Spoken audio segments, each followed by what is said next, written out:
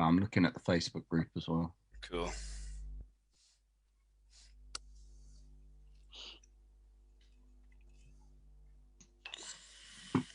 Are you moderating this one, Chris? I am. Okay. Oh, Looks like it looks like it's up. Yeah, yep. we're in. Well, okay, guys, we are live in Facebook now. I'll just give it a second just to see if anybody tunes in. And it looks like a few people are.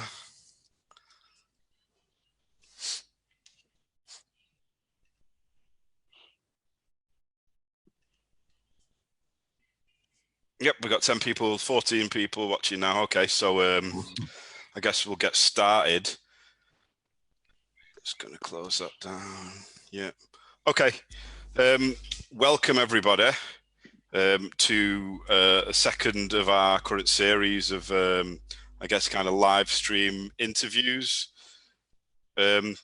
We have got tonight, I'm very delighted to introduce, we've got Richie Michaels from Uncle Nearest. Also joined by Ed King, fellow BBS co-founder, and Mark Latimore, BBS legend. Mark's joined us. Mark was somebody who came on the trip when we went to visit Uncle Nearest. So we'll be discussing, kind of reminiscing a bit about that trip shortly. Everyone want to say hi, raise a glass? I mean, I think we're all on Uncle Nearest tonight. What have you got in your glass, everyone? Uncle Nearest, well, it's Nathan Green 1870 BBS pick over here. Same here. Nice. And I've just got the 1856. I'm not as fancy as y'all. I can't. Me too. I'm on the standard stuff. Okay. Are you okay, Richie? Just to introduce, just to talk a little bit about kind of your role within Uncle Nearest, what you do, how your time there, that kind of thing. Yeah, of course. So I'm what's called the National Brand Ambassador. I think that you guys are pretty familiar with that title in England as well. So my role is to do a lot of speaking, a lot of presentations, a lot of education. A lot of it revolves around internally within the industry, educating bartenders and service industry employees on our brands. But it does also involve a lot of education for consumers as well, and for bourbon and whiskey groups like yourself. So that's kind of the main role. Obviously, everything comes down to sales at some point. So I do a lot of educating with the distributors and making sure that they're up to date on what's going on in our company, so they can feel confident about going out and selling our product to their stores and restaurants around the country. Okay, cool. And how long have you been there now, Richie? So I haven't quite been there since the beginning. The company started in July of 2017, and then I came on about almost a year later. So I've been there. I'm coming up on almost 2 years now, so not quite since the beginning. I think I was employee 6 or 7 or 8. I was pretty close to the start, but not quite since the inception. But I've seen it. When I started, it was still very, very much the beginnings of the company, though. There's no doubt. Cool. And what you guys up to right now? Is anything? I mean, I know obviously the distillery is still under construction, I guess. Yeah, distillery's under construction. The biggest piece of the puzzle that we are relying on others for is our still. So we have ordered an 18-inch still from Vendome. If anyone's not familiar with Vendome, they're a company that's based in Louisville, Kentucky. They are the absolute best in the industry in still production. They have about 70 to 75% of all the stills on the planet are made at Vendome right now, which is really impressive. They're fourth or fifth generation family company, just incredible. So we have our order in with them. We're waiting on them to deliver or create our still. Hopefully have that start to be installed by the end of the year, and be looking to have our own juice coming off of a still at our own distillery, hopefully in about a year from now. That's the plan. We do have some other things in the works as well, though. We obviously have our products that are available right now, our 1884, and our 1856. Both of those are readily available in the US. The 1884 isn't quite readily available in the UK yet, but hold tight, we're working on it. Then we're also we're contract distilling some whiskey that is our own recipe as well, that we're doing through a private distiller in Tennessee. And that is a really unique recipe. It has some malted corn in the recipe, which is very unusual. And I was lucky enough to try that last week. It's currently about 18 months old. And I got to tell you, for 18 months old, it is incredibly well developed already. The nose is incredibly complex, and the palate doesn't drop off a whole lot from the nose. A lot of times when you taste these young whiskeys, they might have a nice color. The color comes first, you know.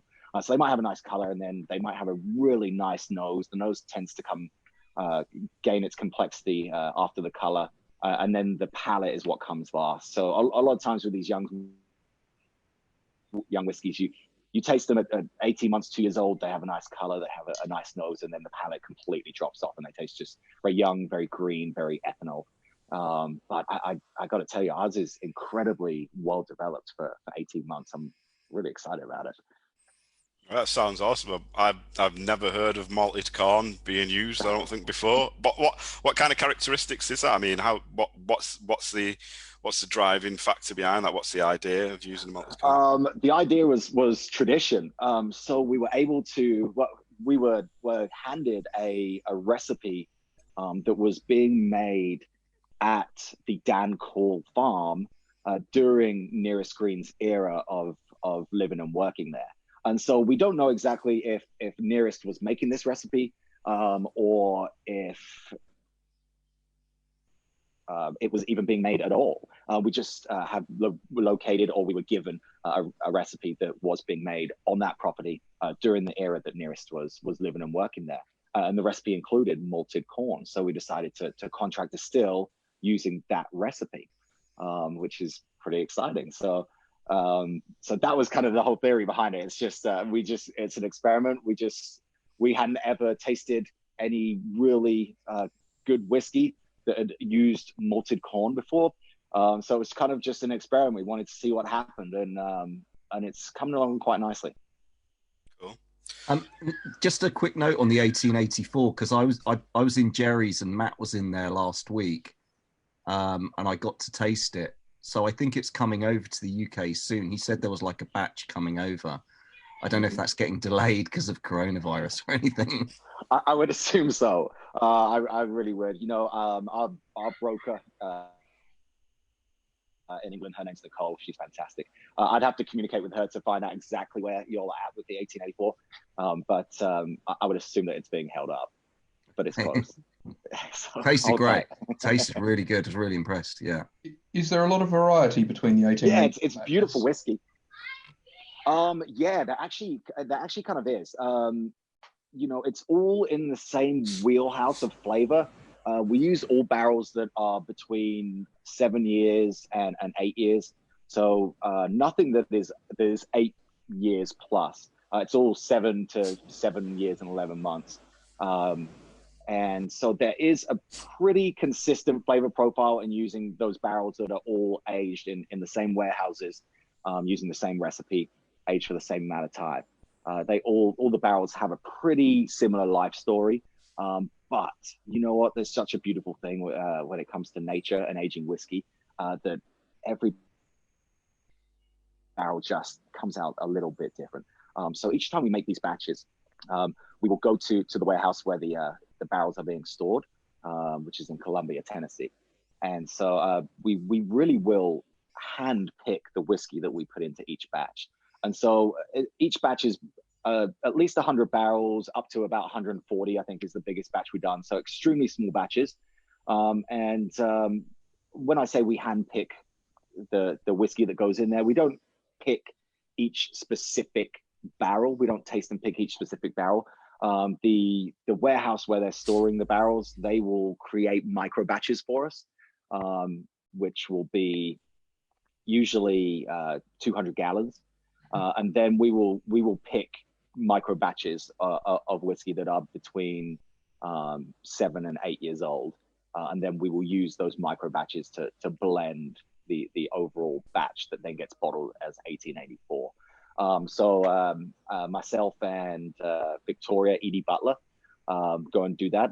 I'm pretty much there just for backup. Victoria really is the one who spearheads and leads everything. If you don't know, Victoria is the great granddaughter of Nearest Green.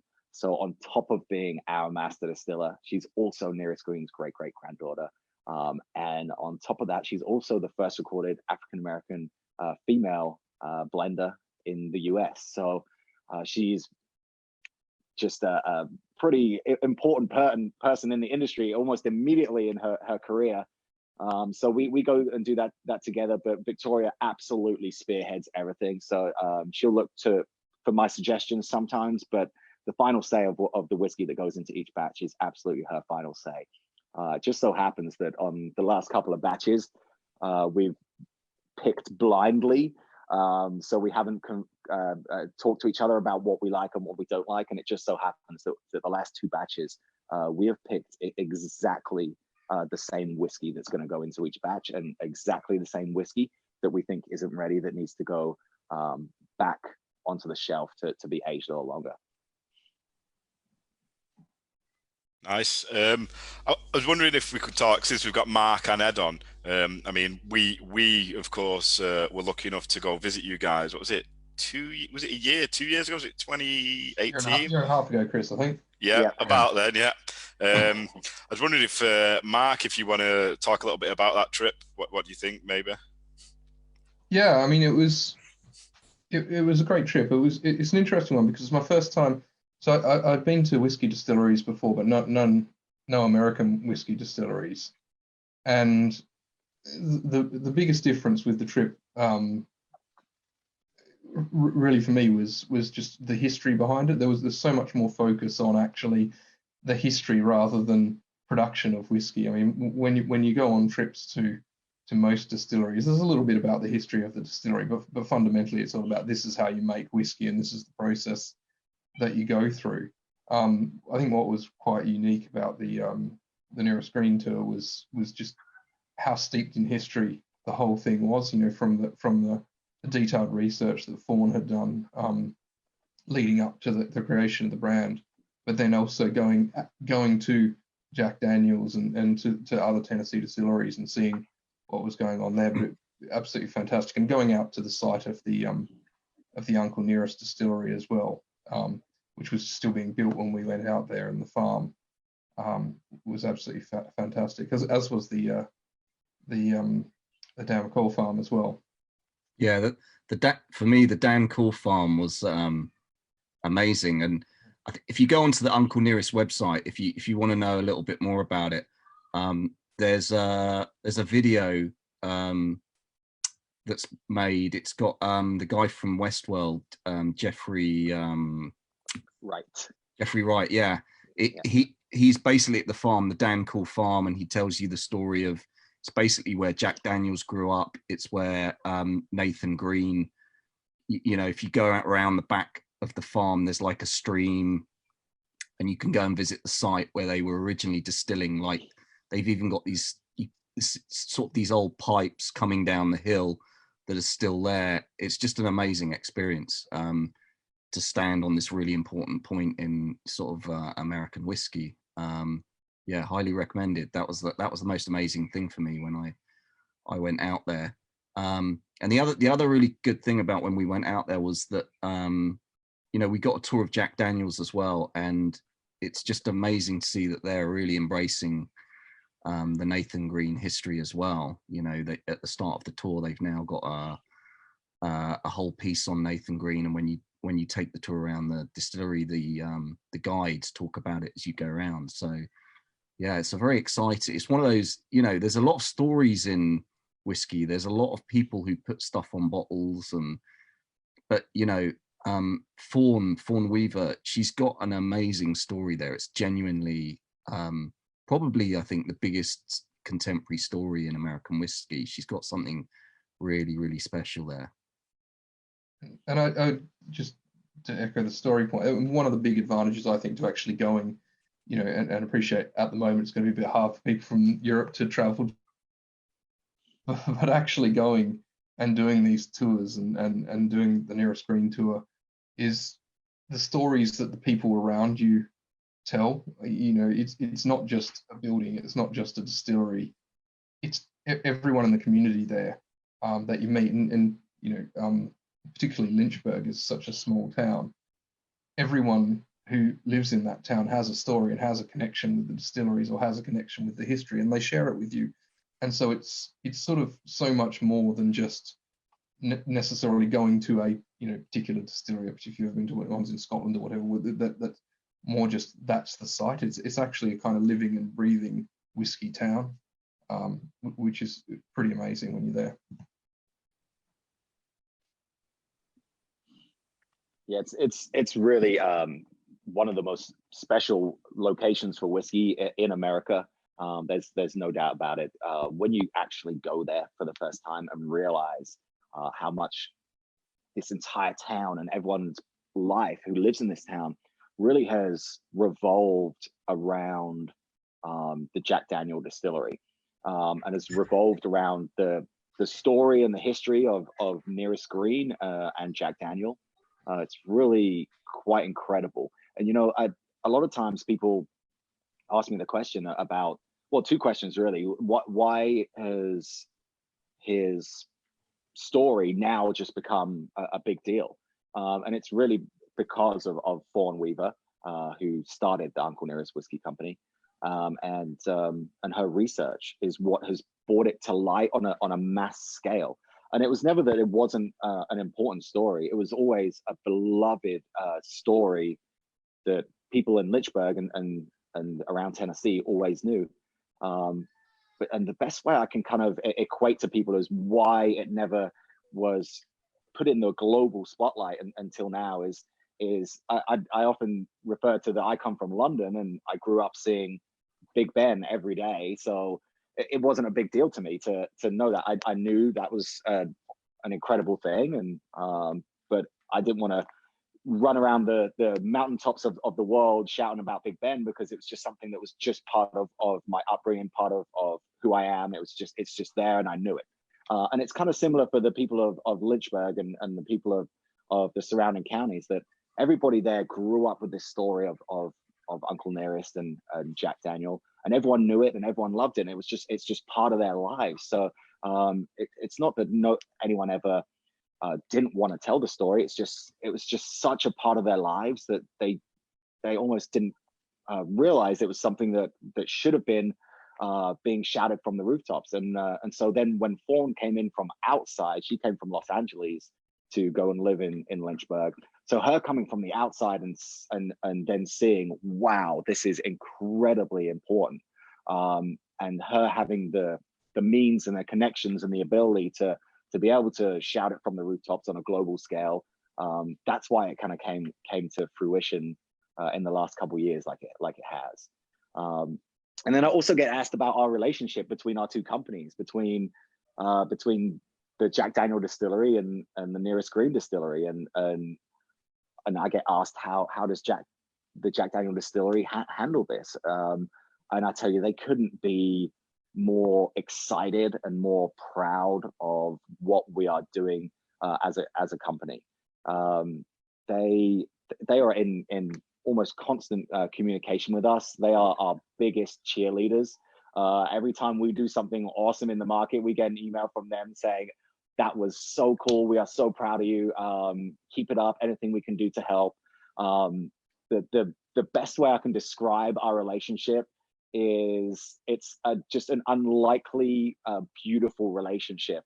And if you think about the relationship between Jack Daniel, the man, and Nearest Green, the man, they were living in a time in deep South of America where they shouldn't have had, society was telling them they shouldn't have had a beautifully close relationship, but against all odds and against all convention, they did. They were completely inseparable in life.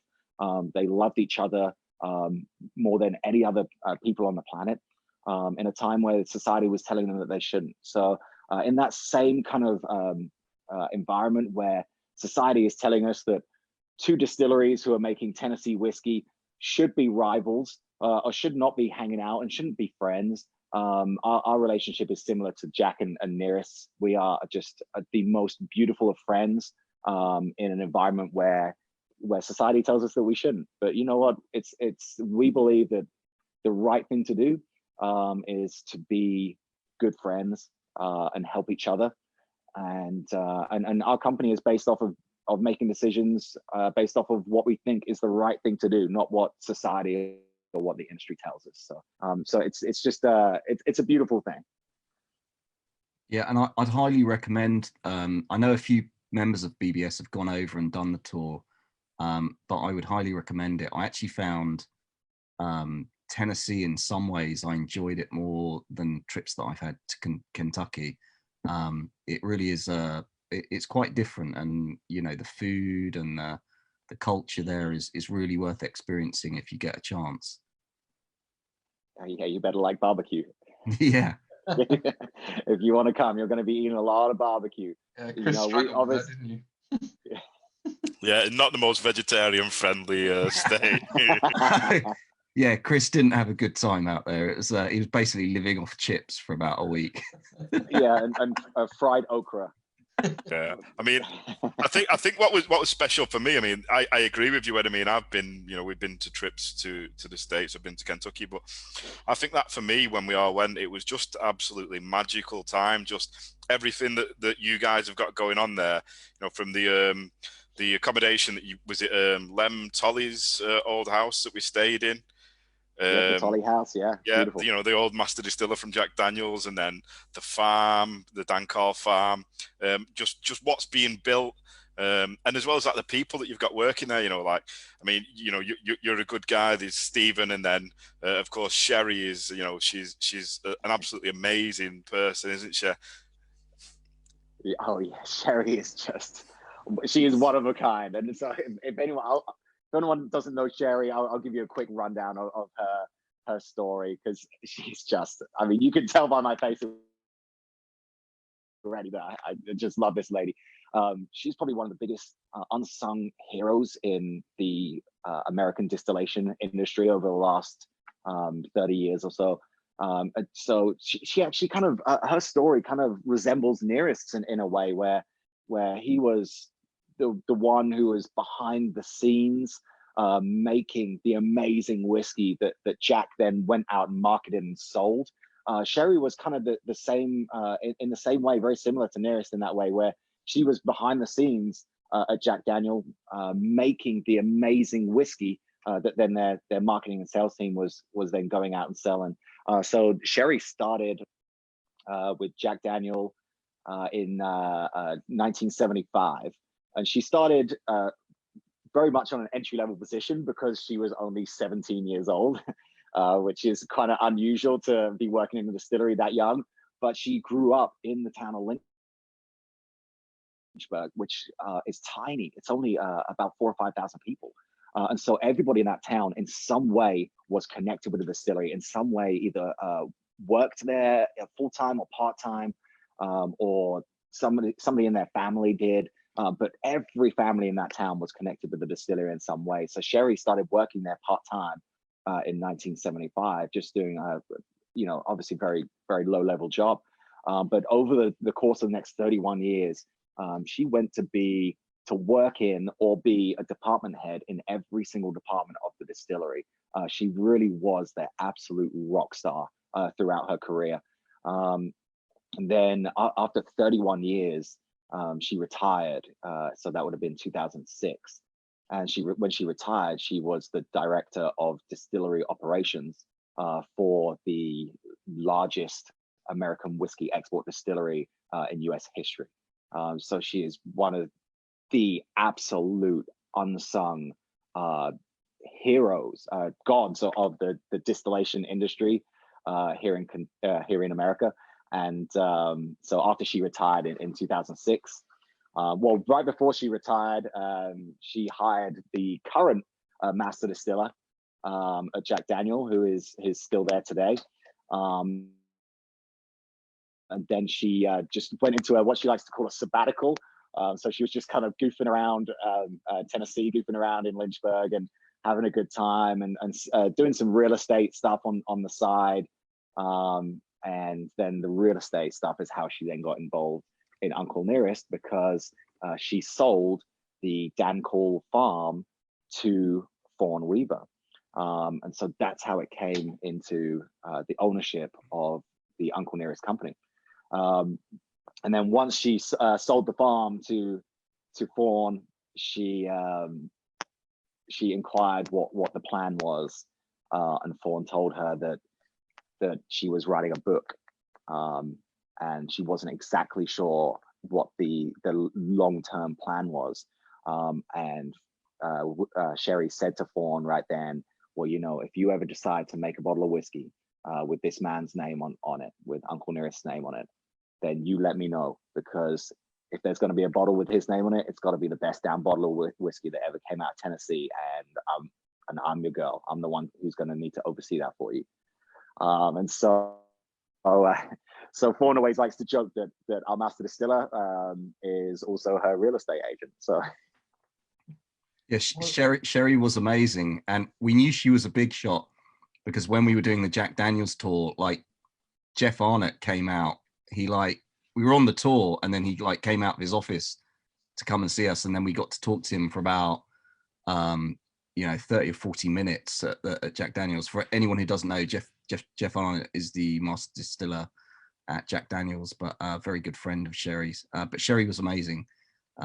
Just really, again, made the trip amazing, and just a real, just a really lovely person who loves whiskey. Yeah, I think loves it. I think as well what was crazy was we were going around the Jack Daniels tour, and Sherry would be like looking at pictures on the wall, and we go like, oh yeah, that's my uncle, and we're like, what? You know what I mean? That shows the connection that she has to the history of whiskey in that area as well. Just to add, if you're in Lynchburg, there's like one place where you have to eat, which is Miss Mary Bobo's house. Which, I mean, I think if you look on Lynchburg, they just say you have to eat there. The gift shop is Sherry's old bedroom. That's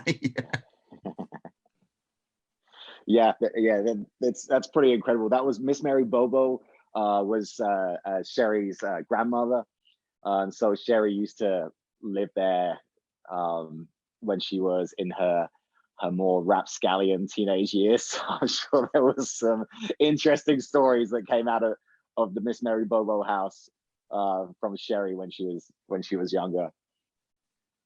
I think when we went as well, it's clear that there's a wider there's a lot of links with the wider community, with other businesses. I mean, what's it called? The Barrel House Barbecue, is that right?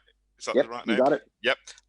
So I mean, obviously you're very friendly with those guys, and that's a huge tourist attraction, isn't it? As well, it's like apparently one of the best barbecue places around. Yeah, and you'd never believe it. Walking up to it, you'd think, "Wow, this little place. Wow, okay." But you look it up online, and it's always included in these top 25 lists or places that you have to go when you're in Tennessee. It's pretty famous. It's pretty well known. And Chuck, who runs it, is just the sweetest guy. I mean, he is so talented at barbecue. But just what makes it even better is he's so nice and he's so personable. And he'll be at the restaurant almost every day, and he talks to guests and make sure that everyone just feels like family when they're there. He does an amazing job. And so when our distillery is currently closed down because of the virus, but when we reopen, we're doing tours on the weekends. And we're also working on Chuck and Barrel House Barbecue opening a location at our distillery as well. So we'll have one of America's best barbecue restaurants. Will be coming from Lynchburg all the way up to Shelbyville, Tennessee to join us at the distillery. So we're excited about that. Awesome. When you've got the distillery up and running, I mean, so when the Uncle Nearest brand first started, you had a couple of different expressions, including I think it was the was it the silver, the clear whiskey. would you be looking to do other expressions other than the sort of the mainline line of whiskies? Yeah, no doubt. Because what we're doing with our two main expressions right now, our 1884 and our 1856, is those barrels are all sourced. So the when you go through the transition of starting the distillery and having your own juice, when you first start, you obviously have a decision to make. You got to stay in business, so you have to have a product that you can sell. So you can either sell whiskey and sorry, you can sell vodka and gin while you're waiting for your whiskey to age and be ready, or you can buy barrels of whiskey from somewhere else that are already aged, and then do some proprietary filtering or finishing, and then bottle them as your own product. And so with our 1884 and our 1856, that's all sourced whiskey. That once we purchase the barrels, we move them to a different location. We let them age for a little bit longer. And then we create very, very small batches and do unique filtration to that whiskey before we bottle it. So the actual whiskey that you're drinking in the bottle is very different from the whiskey that is being sourced. But when you are buying sourced whiskey and selling that product, you then go through another transition down the line where you have to when your own whiskey is ready, you have a decision to make. Do I try and emulate the sourced whiskey in my own new product, or do I keep sourcing the whiskey for the 1856, the 1884 products for consistency, and create line extensions with our own juice? So that's a decision that we're going to have to make down the line. We've kind of discussed not releasing anything young that is our own juice. So I would think 6, 7, 8 years for our own product. But we've got a lot of time to make that decision. So we don't exactly know what we're going to do yet, because we don't know how the whiskey is going to mature. But that's the decision we have to make. I'd say in all likeliness, it's so tough to emulate somebody else's flavor profile. So in all likeliness, I'd say that our 1856 and our 1884 is going to be a unique product like it is still. And then we will add line extensions for our own juice down the line. But I don't know for sure, because we got so much time to figure that out. So are there any discussions about sort of blending the new stuff that you make with source stuff, like kind of like Smooth like Old Scout, Smooth Ambler, they've done that a little bit, and High West have done that? I don't think that we're going to have any problems with being able to produce a lot of liquid. The only time that might become a discussion for us is if we maybe want to use some of our own liquid that's younger and blend it with something that's much older. But I can't imagine we'd ever look at doing a blend of our own distillate that is mature.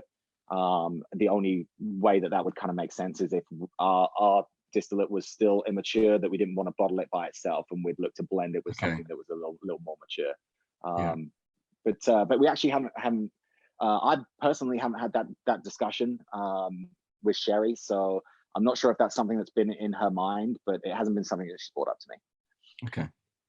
We've got a couple of questions from people in a group, if it's okay to put them to you, Rich. Yeah. First question is, are you able to experiment at all with additional expressions such as a rye or a finished whiskey, perhaps? Yeah, we have talked about doing some finishing experiments with some different sized barrels and barrels that have housed different distillate before they come to us. Again, that's going to be a little ways down the line.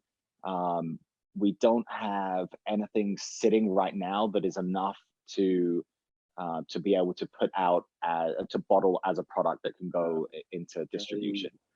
So that we do talk about that fairly frequently, and because it's very fashionable, very highly sought after thing to do in the industry these days.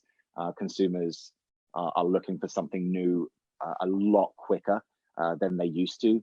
The attention span has dropped a lot over the last 10 years. People want something new every time they go to the store almost.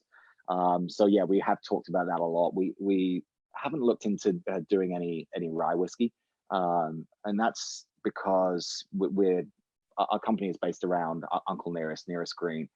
He's the godfather of Tennessee whiskey. Yes, he used rye in his whiskey making, but he never made anything that was, as far as we know, he never made anything that was over 50% rye in its recipe. So making a rye whiskey product is probably not something we would do, but never say never. But yeah, finishing is definitely on our mind, and it's most likely going to be something that we'll really delve into when we have our own juice to be able to play with. Because when you're sourcing, buying whiskey to source and experiment with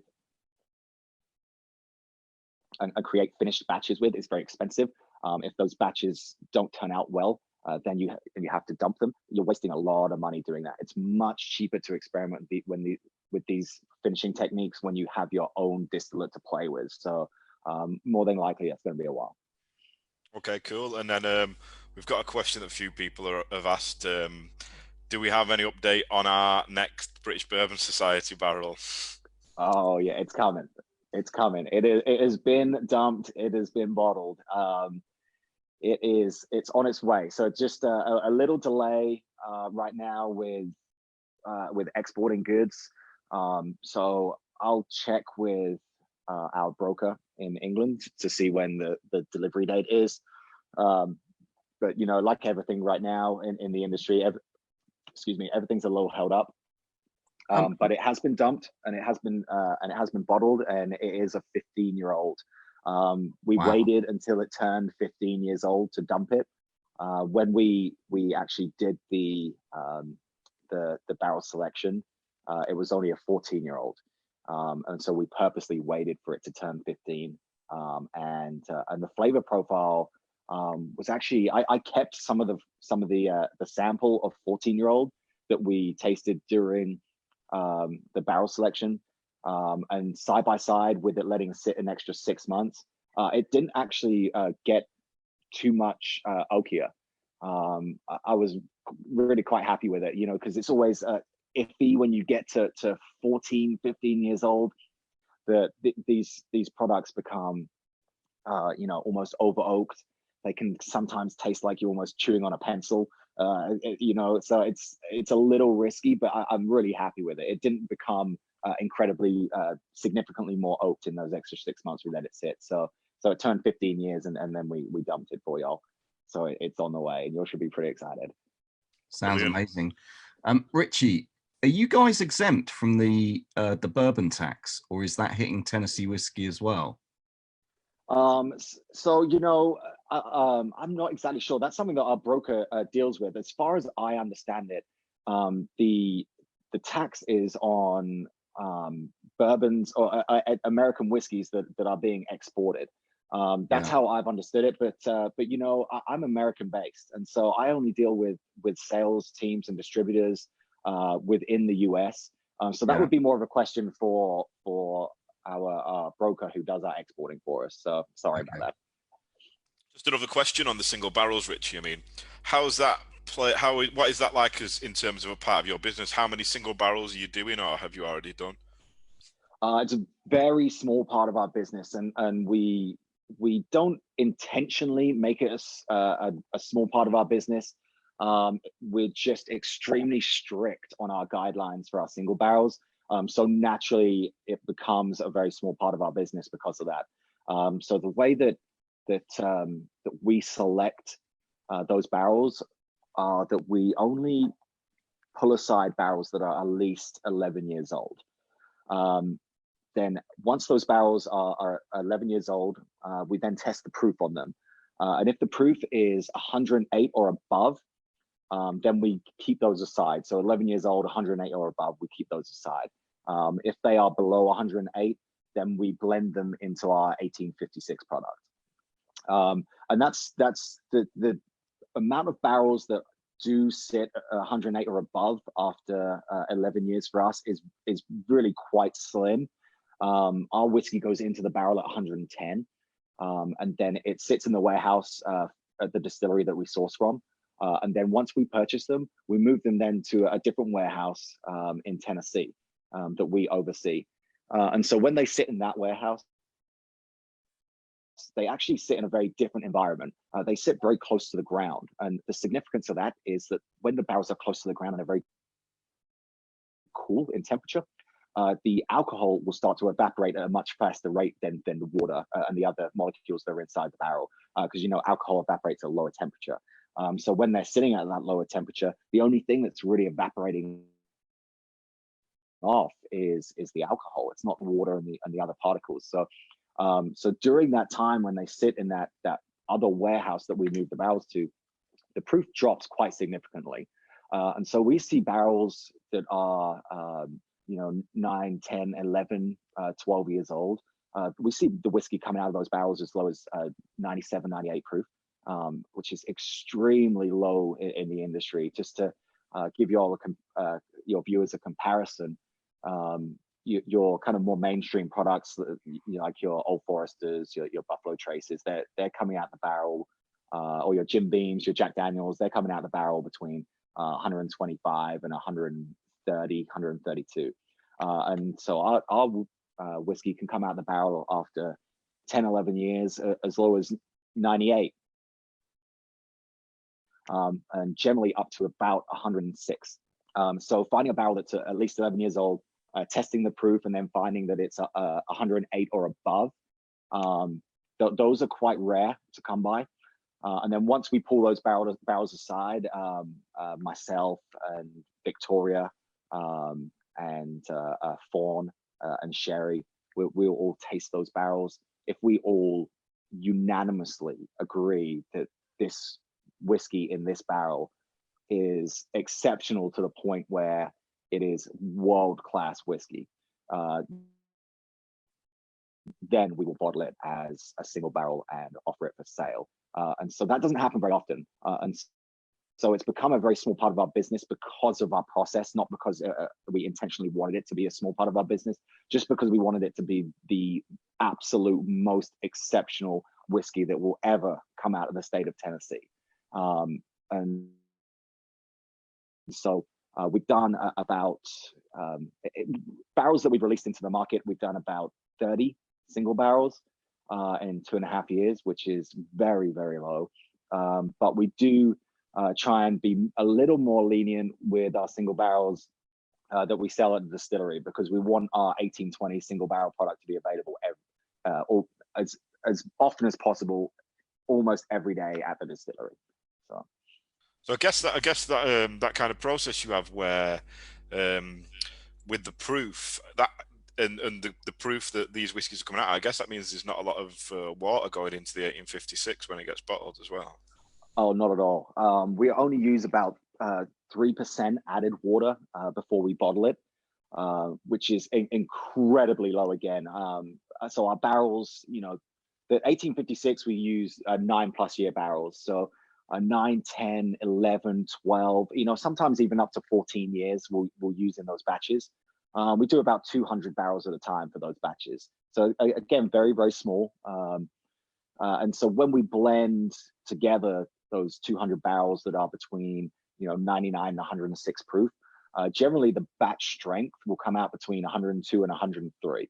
And then we bottle the 1856 at 100. So you're only adding about 3% water to the finished product, which is actually really incredible for a bottle that doesn't brag about that doesn't say that it is batch strength, that doesn't say that it is has such little added water. That's kind of a little bit unique in the industry. When you get products that are that close to batch strength, generally people will keep it at batch strength and then brag about it on their labels so that they can elevate the price of the product. And we don't do that. We just want it to be, we don't want to add a ton of water. We want you all to be able to taste the product as close to batch strength as possible. but we want it to be a consistent 100 proof. So that's what we do. We just bring it down to 100 to be consistent and bottle it as the 1856. So when you taste it, you should know it's just a hair off of batch strength. Richie, On that note, Richie, actually, so Mark, you were asking that question if Richie could run through the difference between 1856 and 1884. He's touched on a few things just there, really. Yeah, I think particularly given the 1884 is going to come into the UK market, and I know there are a few fans on BBS. It might be interesting to hear what the difference between two is. Yeah, so they both start with the same recipe. We use 84% corn, 8% rye, 8% malted barley, and they both have the same fermentation. They both have the same distillation. Their low wine distillation is 130 proof. High wine distillation goes to 150. And then we bring it down. We obviously then run it through the Lincoln County process, which is what is proprietary, unique to Tennessee whiskey. That's the process that Nearest Green perfected, that then Jack came and helped make famous. And so we run it through the Lincoln County process, add water to the whiskey before it goes in the barrel. So we bring it down to 110 proof to go in the barrel, and then put it in barrels that have seen a 40-minute radiant heat prior to a level 4 charring. Add that now 110 proof whiskey into the barrel and let that sit for at least 7 years for the 1884 product, between 7 and 8 years for that product. And then we'll use about 100 to 140 barrels in each batch of the 1884. And those barrels are tasted and selected by Nearest Green's great-great-granddaughter, our master blender, Victoria Edie Butler. And then brought down to 93 proof to go in the bottle as 1884. The difference with the 1856 product comes with the aging and the batching and the bottling. So those barrels are let sit significantly longer. So we use barrels that are sat for at least 9 years, up to 14. So we'll use a quart of barrels that we have put aside for possibly becoming single barrels, and the ones that we either don't hit 108 proof or we don't unanimously agree that are the absolute world's best barrels of whiskey, they then get blended into the 1856. So you'll see whiskey that is up to 14 years old in those batches, and then we just have to add a tiny bit of water to the 1856 to bring that to 100 proof, and then it goes in the bottle. But for both products, the part that I missed out, sorry, is our pre-bottle filtration. So for both products, we will run them both through a pre-bottle filtration system that is a little bit unique in the industry. Not many people use it. We run our whiskey through carbon that is made from coconut, and then through a diatomaceous earth filtration unit before it goes in the bottle. And so there are some folks that use the coconut carbon, but not many. Just about everybody in the industry does a pre-bottle filtration. If they don't, they usually state that on the label. They'll say non-filtered or non-chill filtered. And so generally you can know that if it doesn't specify non-filtered or non-chill filtered on the label, then that whiskey has been through some kind of pre-bottle filtration system. The majority of the industry uses either carbon made from oak or carbon made from maple.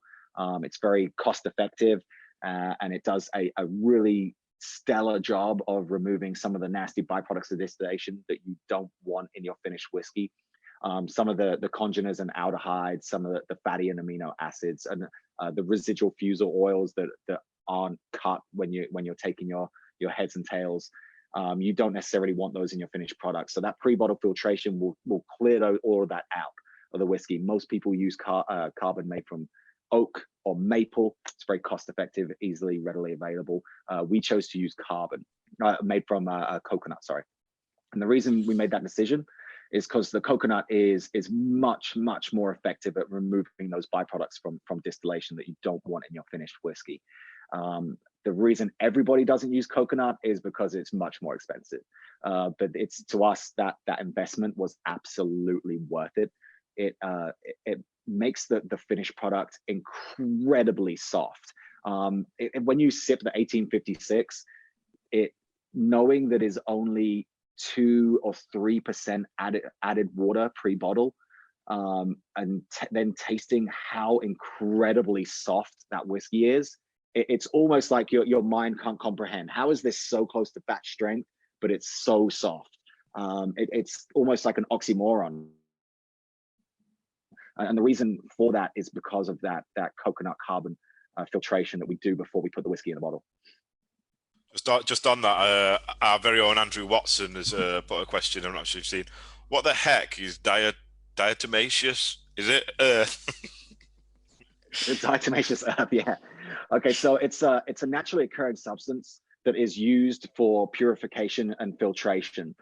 So if you ever go to a health food store, like over here we have like Whole Foods, places like that, you can buy diatomaceous earth pills, and when you take those, they will naturally clean out toxins and stuff in your digestive system that you don't necessarily want there. And so it does kind of something similar with the whiskey. The substance is very sticky to certain molecules that are in the whiskey that you don't want in your finished product, particularly the fatty and amino acids, and the residual fusel oils that are still left in the distillate from where you cut your heads and tails. And so it will remove a large portion of those, and it finished product very, very soft, very easy to drink. It gives it almost a nice viscosity and a nice softness without taking away any of the flavor or the depth of the whiskey. Cool. Just another quite a good question actually from one of our group members. This is purely for you, Richie. What's your favourite whiskey to drink from another distillery? Ooh, so you've got quite a few there. Well, I've got a few. So we were at the World Whiskey Awards on February 11th, and we were lucky enough to win the world's best Tennessee whiskey for the second year in a row. And our friends at Lux Row, they won an award as well for their Rebel Yell 10-year single barrel product. And I feel like Rebel Yell kind of gets a bad rep because most people are only familiar with their base product. That is, it's a $25 bottle of whiskey. It's 4 years old. It's very, very much a base product, and people don't realize that they actually have a 10-year-old 100 proof single barrel version as well, which is absolutely beautiful whiskey. So I sip on that a lot because it's very affordable. It's only about $50. So for 10 years, single barrel, 100 proof, it's really, really great whiskey. Let me turn around and have a look for a second. Hold on. What else do I go for? Oh, you know what? I got a great bottle back here I'll grab for you that you might recognize.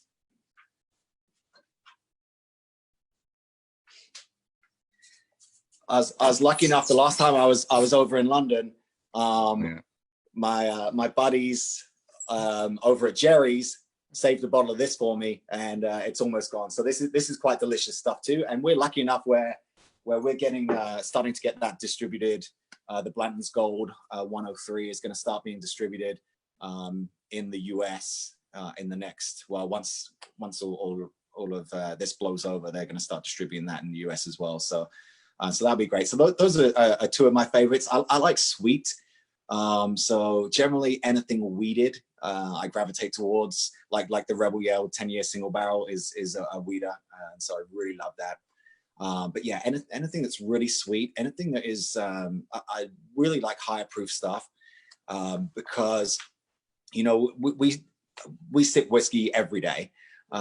So just naturally, when you do something every day, you crave a little bit more to satisfy, to satisfy you. So over time, I've just generally keep looking for a little bit more. So now I generally sip on higher proof stuff. I've got a lot of Knob Creek single barrels that are just absolutely amazing whiskey that I'm a huge fan of 14, those. 15 years old, Yeah. and still beautiful, not over oaked. And they bottle that at 120 proof. So I really like some of those. Anything that's barrel strength and on the sweeter side, I'm probably going to like. Nice. Okay. We're running short of time now. We've got a couple of quick questions, if that's all right, Richie. A couple more quick questions. Yeah. Okay. So I said, how's the UK market doing for Uncle Nearest? Is it vibrant? Yeah, it's doing fantastic. We have an employee over there. His name's Matt Neal. Matt is incredible. He does a fantastic job for us, and so he has been able to put us into some of the most high-end bars and restaurants in London, and he's out and about doing tastings in liquor stores all over London all the time. So he's done a fantastic job. He's been actually a really big game changer for us, because before that we had one broker in England who was trying to do everything herself, and it's very overwhelming to try and be a one person show. So bringing Matt on board has made a really big difference. So England is now our number one export market. So we're doing really, really well over there. We're in 12 countries currently, with obviously the US being number one, and then England being our number two export market. And I can't give all the credit to Matt Neal. I've got to give some of the credit to you guys too. You have helped out big time as well, so I appreciate that. I think Matt's in. He's often in Jerry's. I often bump into him in Jerry's. He's doing tastings in there like once a month. So a lot of people can meet him if they go in there. He had as I said, he had the 1884 in there last week. Yeah, he's out and about all the time. He schedules as many tastings as he can in Jerry's just because he loves it. I don't think that's through choice. I think that's through choice. As some of the BBS members might have noticed, Richie has a bit of a transatlantic accent going on there, because he is originally a Brit from the UK, who followed his dream and went out to Tennessee. So maybe inspiring if anyone wants to go and do that. Yes, it's possible. You can do it. It's possible. Yeah, I'm actually from Watford, and was born and raised there, and came out to America. And I originally worked with Jim Beam and what is now Beam Suntory, and worked as in kind of education, brand ambassador / sales role with them for a number of years.